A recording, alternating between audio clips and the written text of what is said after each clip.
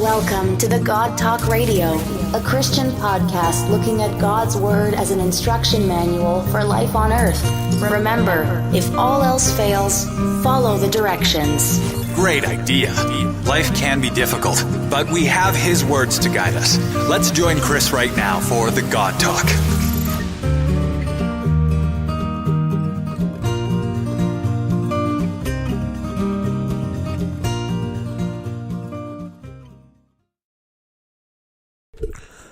Well, I would like to start off tonight. We're going to be in Exodus. We're going to be in Exodus 2 or Exodus 3, verse 2. And looking at the redos of our life. So often we wish that we could redo some things in our life. We wish that we could redo our past. We wish that we could go back and fix past mistakes. And we think that the thing that made us weak will be the thing that dominates our life. We think that moment of weakness, we think this moment that we're going through, this battle that we're going through, is what makes us weak. But we're gonna see God turn a weakness of our life, of a past mistake, into our greatest strength. We often look at our past and we think, okay, the things in my past, I can't get over it. That time that I cheated or I was cheated on, I can never get over that. That past mistake of not speaking up when you have the chance will often be your greatest strength. Speaking up in the future. Standing up for things that do not sit right with you. So often we look at the things of our life and we wish that we could have a redo. But last week we looked at a man. We looked at a man named Jonah and how he wishes he could have taken back running away from God. He wished that no matter what happened to him, that he could have done what God called him to do. But we see that he got a second chance. He got a redo. He got to redo his past mistake. And by that, God took him in this giant sea creature and brought him back full circle to the place that he had for him today. And so today we're going to be looking at a man named Moses. Moses is a man who had a tragic story, who grew up not knowing what God had set out for him until way later in life. And so to give you guys a little context on who Moses is, Moses is the son of Pharaoh. But originally he was the son of a woman who, during this time, Jesus was getting up there in his name. Jesus was proclaiming the great news of God and the kingdom of heaven, and everything was going great with the king. The king of Israel was like, we can't have this. No, we can't have this. We can't have any more boys, because he was scared that the Jews were going to overthrow him. So what he did was, he said, you know what? Round up all the baby boys. Round up all the baby boys. And let's kill them. I don't want any more baby boys in this land. And so what happened was that Moses' mother, she knew about this. She knew what Pharaoh was planning. And so what she did was she took Moses and put him in a basket down the Red Sea, or down the Red Sea. And what happened was Pharaoh's wife, she saw this baby boy as a gift, and she kept him. And so we see that Moses grew up in royalty. Moses grew up not knowing the things that God had planned out for him. Moses grew up only knowing royalty. But isn't it often that we will see royalty before we see poor? We often think that we need to live like kings and queens. We think that we need the world to be handed to us. But then what happens is that God will often take us from royalty to poverty. And from poverty, we will truly learn who God has set out for us to day. We see that right now Moses in his life, he's at royalty. He thinks that he's untouchable, that no one can see him. If you guys know who John Cena is, you get that reference. But he thinks he's untouchable because he's royalty. But God will often take us from royalty to poverty. He will take us from a place of power and place us in a position where we need to go look for him. And so we see that the story continues. And you guys can read this in Exodus because Moses is one of my favorite characters in the Bible. Actually, one of my favorite stories. I love telling this story because we will often see things in this story that we would never think of. And I've done this story so many times, looking at it from so many different angles, because we see that the power of God is living, and his word is living.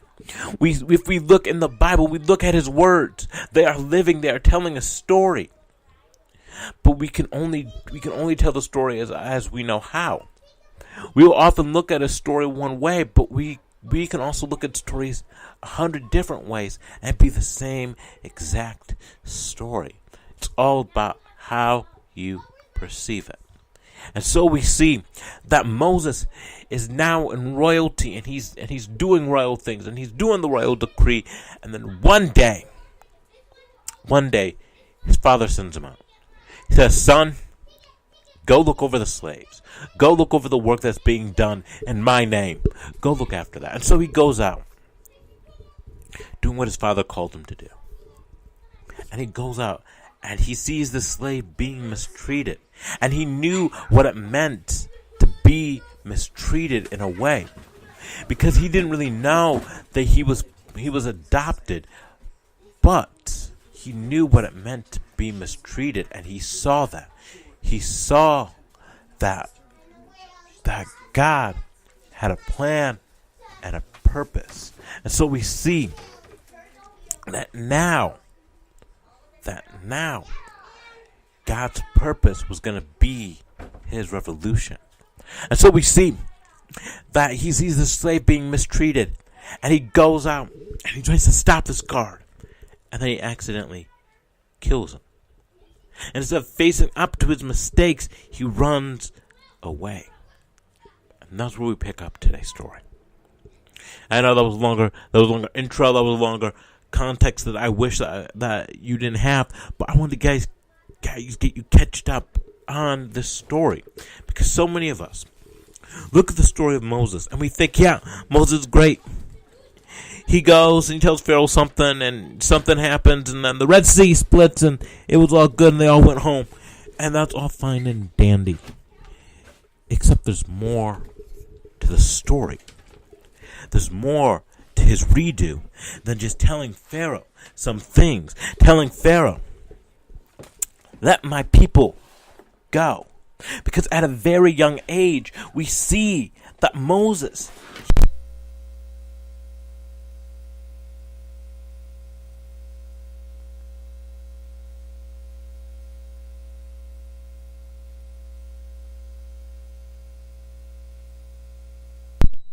he wishes that he never ran away. He wishes that he could do more with his life than what he is currently doing, and so he runs away.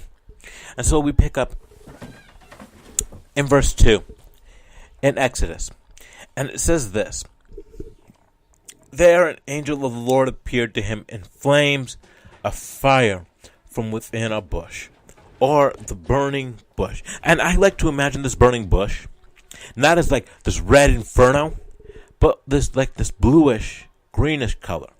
You know how sometimes you'll throw things into the fire and they'll make like a really cool light? I like to imagine God being this, bursting into flames, but it not be a hot or a white flame, but be a blue flame. And I don't know, maybe I'm weird. Maybe some of you guys picture the flames as purple, maybe green, maybe orange, maybe red, maybe white, maybe all the spectrums, maybe even black. That'd be cool, but be really smoky. But I like to picture it as blue, because God is sovereign. God is peace. God is love. And he's not coming to Moses angrily. He's not coming to Moses and saying, "Hey, yeah, I know the things you did in your past, Because that's often our voice. It's often the devil in our head, isn't it? He's like, hey, I know what you guys did in your past. I know what you guys did last summer. Yeah, some of you guys have seen that movie. I haven't. I just know the title of it. But we see that the devil will often come into our lives. And he'll say, hey, yeah, I know what you did. I know what you did last summer. I know the regrets of your past. I know everything that you've done. I know every stupid decision. I know that one time you cut someone off in traffic because you wanted to get the Krispy Kreme donut first. Yeah, I know that. Or maybe one of the dumb mistakes of ruining someone's life. Sending a text that you shouldn't have. Saying something to a friend that you shouldn't have. Treating a family member in such a way that it destroys a marriage, or it destroys them, or it destroys the people around them. And we think that is so stupid. And trust me, I've had a lot of dumb mistakes. Said a lot of dumb things. Wish I could take a lot of things back. Wish I didn't go here. I didn't go there. I didn't move when I could have jumped. Or I didn't stay still when I could have moved. I didn't walk when I could have run. And we see that Jesus comes, or God comes to Moses in this burning bush. And he says to Moses, take off your sandals, because the place that you are standing is a holy place. We see that no matter where God is, God in his sovereignty is pure, and God in his sovereignty is holy. And so no matter where Jesus goes, that place is going to be holy. We see that Jesus will often talk, or God will often talk to us in our deepest times, in our deepest regrets, and in the times that we think that we cannot get through life. God will often speak a truth into us. He'll often say to us, hey, I know you don't like that person, but you need to apologize. Hey, I know that you guys are no longer speaking, but you need to go talk to them.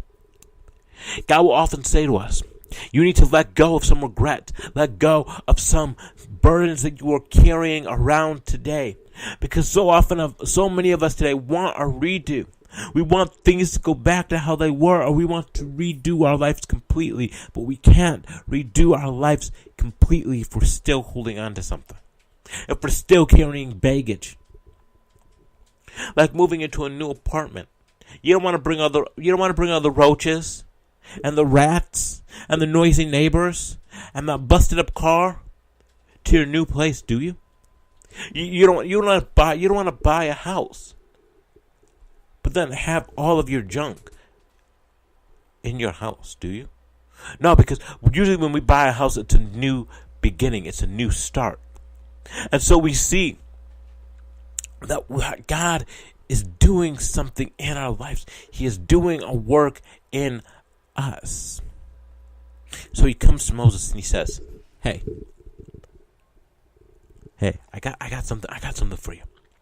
When the Lord saw that he had gone over to look, God called him, waiting within the bush, or from within the bush, Moses. And Moses said, I'm here. Now, if someone was calling my name and I couldn't see who they were, the last thing I would say is, I'm here.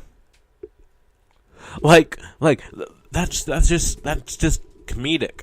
Looking at this, you can look at the Bible any kind of way you want, and so many of us look at the Bible as serious, as God says, Moses, with such a voice, and Moses replies, I'm here.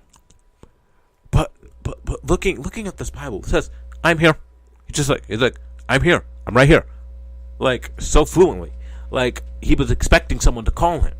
Like, he was out there with sheep, and he went after this one sheep. And there was no one else around. So, it's like he was just expecting someone to call his name. Moses, I'm here. Like, that's just comedic to me. But it says, Jesus says, do not come any closer. Take off your sandals, for this place where you are standing is holy ground. Then he said, I am the God of your father, the God of Abraham, the God of Isaac, the God of Jacob. At this, Moses hid his face because he was afraid to look at God. How many of us today are afraid to face the things that are hurting us. We are afraid of the things that tear us down. And we like to stay in our safe place. We like to stay where we're comfort. And this is me too. Because I have a lot of things that I'm not happy with. I have a lot of things that I have to deal with. And so many times for me, dealing with something is not dealing with it at all. Dealing with something is staying away from that place that hurt me. Staying away from that place that I am unhappy with. Staying away from that person that I do not like. And not dealing with the conflict of having to bump into them. And one of my things that some of you don't know is that I had a girlfriend and I broke up and I know where she works, and so I try to avoid that workplace at all times because I know her schedule. I know what days she's working. And that might be like, you guys might be thinking, oh my gosh, he's a stalker. I'm not. I've just memorized what days she's there, and so on the days that I know for a fact that she's gonna be there, I just won't go. And even on days that I don't know that she'll be there, I don't go. Because for me, dealing with something is not dealing with it at all. It's letting the pain dwell. And so God will come to us and He'll say, you need to go talk to that person. But we'll hide our face because we're too afraid to look at God. And so how many of us today are afraid to look at God, look at His sovereignty, look at the things that He has in our life, has placed in our lives for us? How many of us are afraid? So it says that he hid his face because he was scared to look at God. The Lord said, I have indeed seen the misery of my people in Israel. I have heard them crying out because of their slave drivers, and I am convinced of their suffering. So I have come down to rescue them from the hands of the Israelites, or from the hands of the Egyptians, and to bring them up out of the land into a good and spacious land, a land flowing of milk and honey, a home of the Canaanites, Hittites, Amorites, and so forth and so on. And so we see that God set him out for a journey to discover his redo. Because now we will often say to ourselves, I want to redo. Lord, give me a redo. Lord, give me a second chance. And we often think that our second chances will come into going back to that exact same moment that we messed up to fix it. Kind of like Back to the Future, where Marty and Doc keep going back to the future, trying to change things. And they keep bumping into their past selves. And every time they bump into their past selves, something bad happens. They bump into their past selves. One of them passes out. One of them accidentally gets hit. Something in history changes. And we see that God won't take us back to that place that we messed up. Or back to that same exact place that we messed up. But He will take us back to the place that we messed up. I'm going to say this one time because I want you guys to get this. He won't take us back to the same exact time that we messed up, but He will take us back to that same exact place that we messed up. And so we see that Moses now had a chance because he ran away. He ran away because he was too scared to face the consequences of his actions. He was too scared to face the things of his life. He was too scared to face the king. And so what he did, he ran away. He ran away. And God said, you know what? This is a great opportunity for your redo. But not only are you gonna have a redo, Moses. No. What I'm gonna do for you, you're gonna have a redo, but you're also gonna bring people out who do not know me. And you will bring them into the promised land. And so we see that they talk, but then Moses, he starts to make excuses. And you can look this up in the Bible too, because he starts to make excuses. It says that Moses starts to make excuses. Okay, it might not say that, but it says something close to it. But he says, but Lord, I'm slow of speech, and I stutter, and I'm just not good at speaking, and I'm just not good at facing the things that I run away from, Lord. And so I'm not really your man. And how many of us today will often reject the calling of God? God says, you're my man, or you're my woman, and you're going to lead a great nation. You're going to lead in your church. You're going to lead in your workplace. You're going to lead wherever I call you to be. And we look at God and say, I'm not your person. I'm not your man. I'm not your woman. And we run away from God. We run away from the things that He has called us to do because we're too scared to face the fact that God is a loving God, that God is doing something in us. And so we're afraid.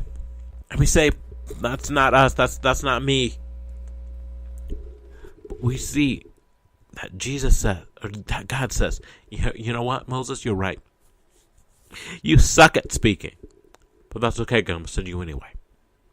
Because your greatest weakness will end up to be your greatest strength.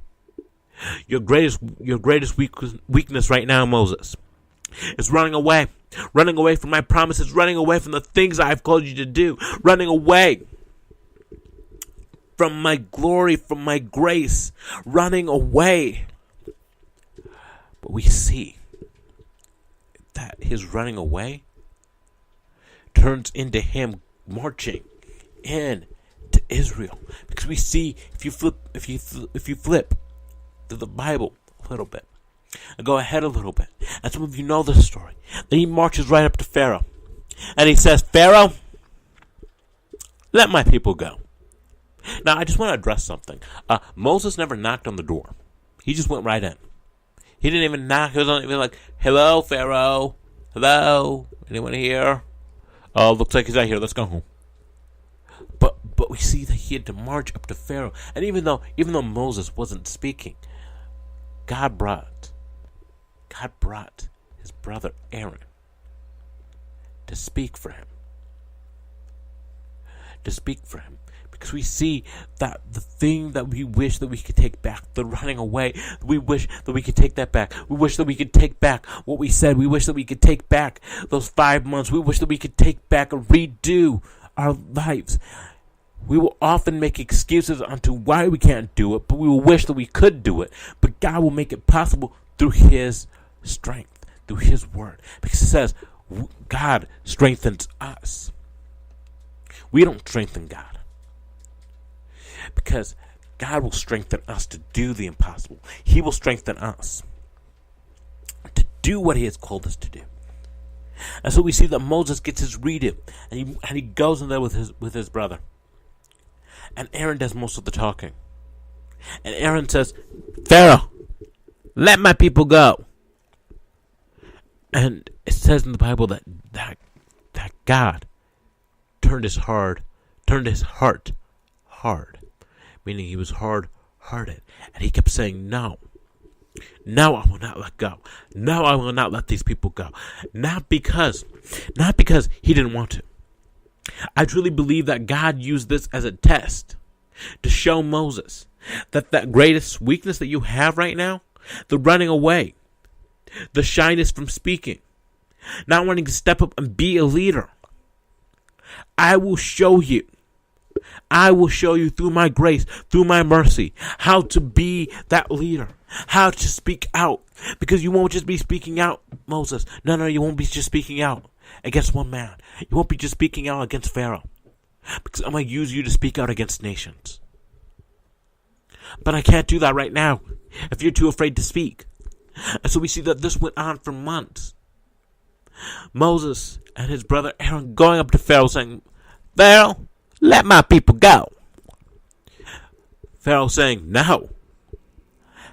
And we see that God, through Moses, does disaster after disaster after disaster, showing Pharaoh, but also showing Moses how truly powerful He is, how truly powerful God is. So often we don't know God's power.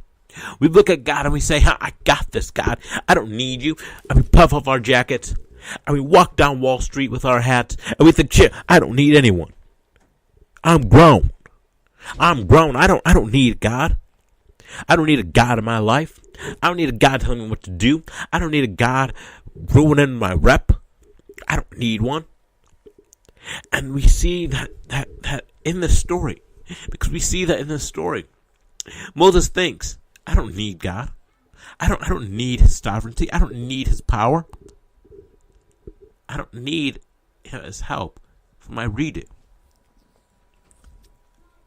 But we see throughout the months, throughout God doing all these magnificent things in front of Moses, Moses realizes, I do need God. I do need a Savior. I do need to stop running from my past. I do need God in my redo. I do need God in my life. I do need God to guide me. I do need God to get over this addiction that I'm facing right now. I do need God to get me over this hurdle. I do need God to speak out against a nation. I do need the one who saves. I do need the one who is sovereign. I do need the one. I need the one. I need the way. I need the truth. I need the life. Because no one gets to the Father except through him.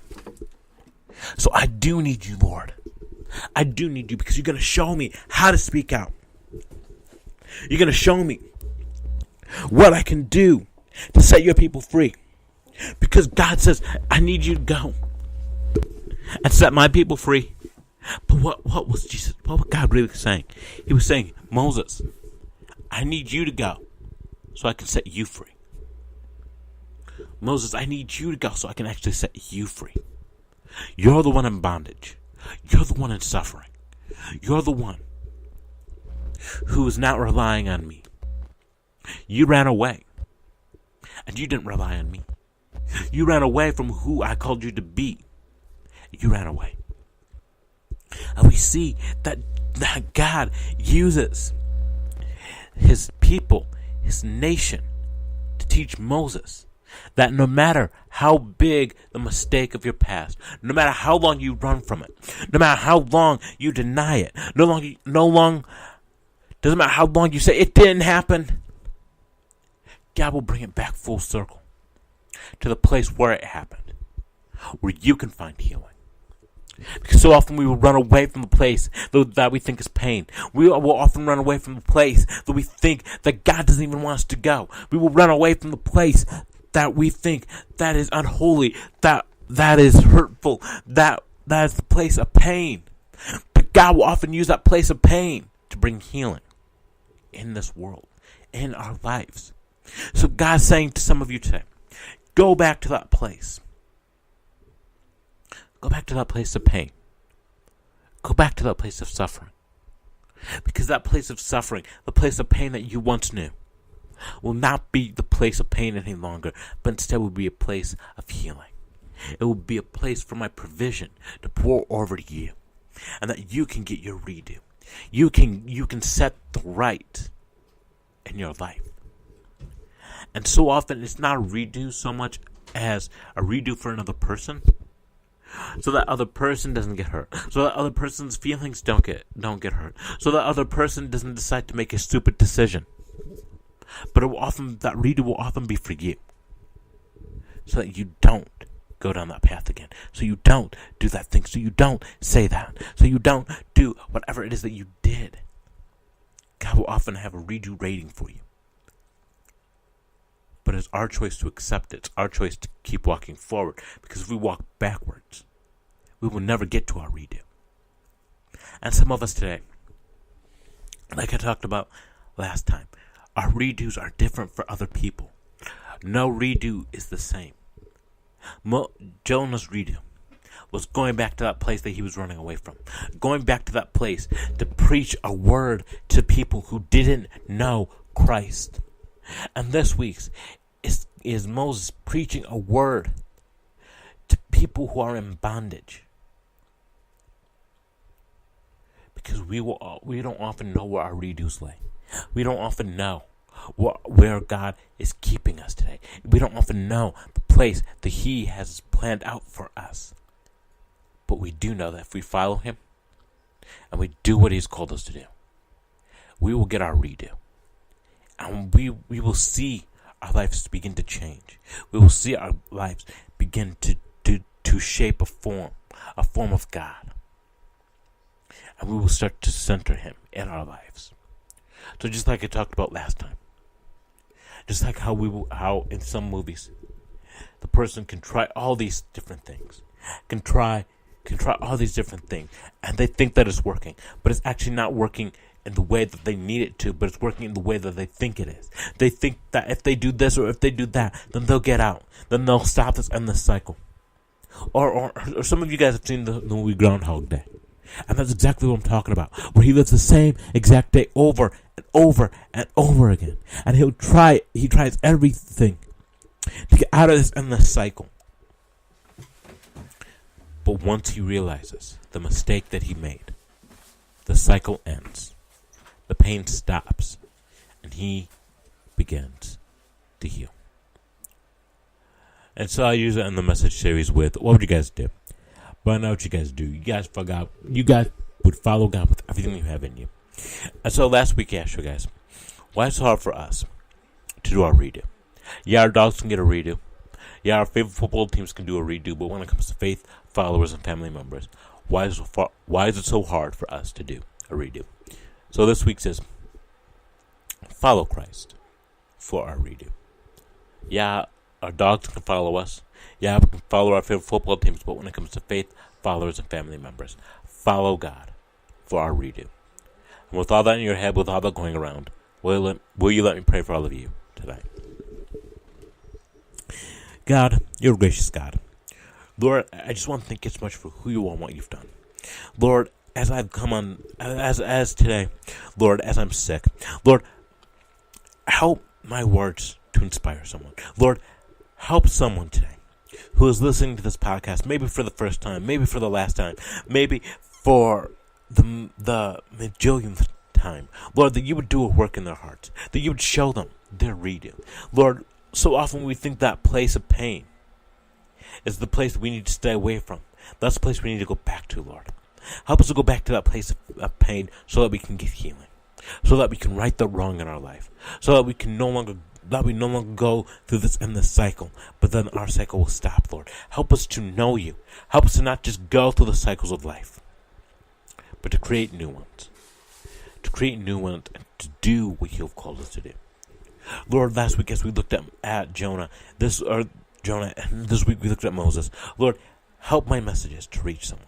Help my messages to reach into the heart of these listeners today. Lord, that they would get something out of it. That they would get to know you. That their hearts would be open. Lord, break our hearts. What breaks yours? I just pray this all in your very awesome, your very glorious name. Amen. If you guys have any questions about today's program, please email me at thegodtalkradio@gmail.com. Comment below.